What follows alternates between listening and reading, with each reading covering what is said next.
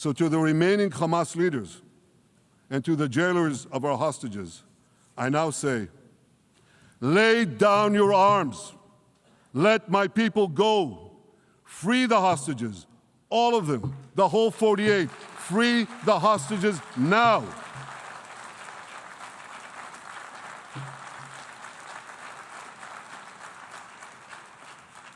If you do, you will live. If you don't, Israel will hunt you down. Ladies and gentlemen, if Hamas agrees to our demands, the war could end right now. Here's where things stand today. Half the Houthi leadership in Yemen, gone. Yahya Sinwar in Gaza, gone.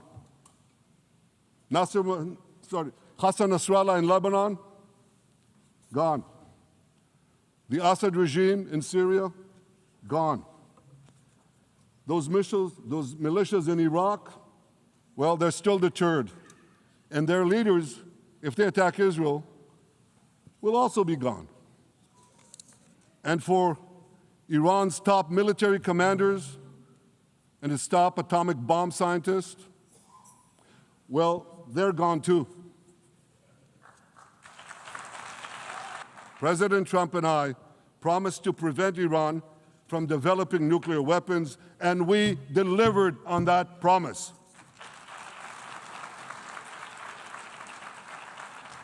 We removed an existential threat to Israel, and a mortal threat to the civilized world.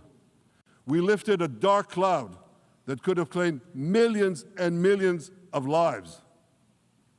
But, ladies and gentlemen, we must remain vigilant. We must remain absolutely clear-minded and vigilant. Well, after the Israeli Prime Minister's speech, President Trump was then asked about the situation in Gaza by reporters at the White House. And it's looking like we have a deal on Gaza. And we'll let you know. I think it's a deal that will get the hostages back. It's going to be a deal that will end the war. It's going to be a deal it's going to be peace. I think we have a deal. Let's cross to our Middle East correspondent, Adam Parsons, who joins me now from Jerusalem. Afternoon to you, Adam. He never pulls his punches, does he, Mr. Netanyahu? What is your analysis of the pretty clear messages that were embedded in his address there, and how will they go down with the intended audiences? Yeah, well, the big question, Sam, is who are those intended audiences? I think looking at Benjamin Netanyahu today, he was certainly talking to the United States. He was talking to Arab nations. He was talking to voters here in Israel. And then he was sort of vaguely talking to everyone else. So if you kind of go through those in order, the overarching message was, remember October 7th. That popped up everywhere. There were billboards in Times Square. There were vans driving around with Remember October 7th. The Israeli government had a sort of media campaign. And Netanyahu himself had a badge on with a QR code. And if you click on that, you get through to a website saying Remember October 7th with, I have to say, some very graphic coverage of what happened. So underlying that was the thought that the world has forgotten what happened on October 7th, but he hasn't, and neither have the people of Israel, and that led him to address the hostages. And I think it came up with this conclusion that you can look at this, in his opinion, in a binary way. Either you are with Israel or you're against them.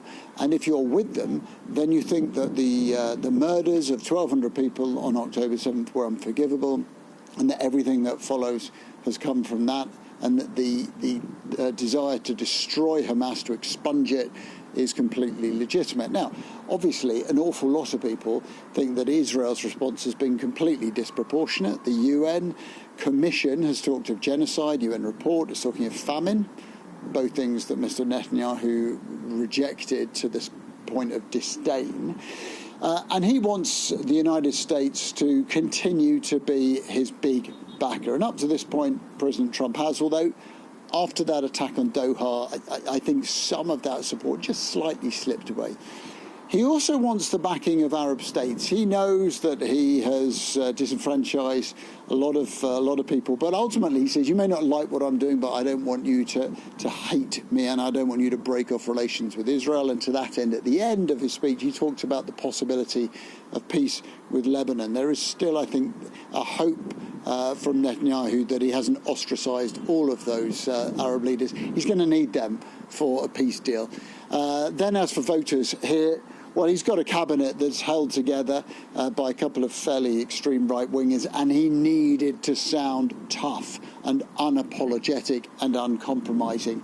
And I don't think anybody who listened to that speech would think that he was anything but that.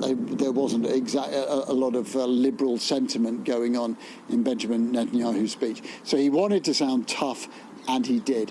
Finally, the rest of the world, well, he doesn't rate many other countries other than the United States, and he certainly is fed up with the likes of France and the UK, Australia, Canada. He name-checked them, the ones who have recognised the state of Palestine, said that that was a reward for terrorism. But one thing that will worry him a little bit is that the number of countries who recognise the state of Palestine is now up to 157. And there are only 7 other countries, 7 more, who recognise the state of Israel. If this were to continue, and if he got to the place where more nations recognise Palestine than Israel, that would feel very, very uncomfortable. OK, Adam, thank you for that assessment there for us from Jerusalem.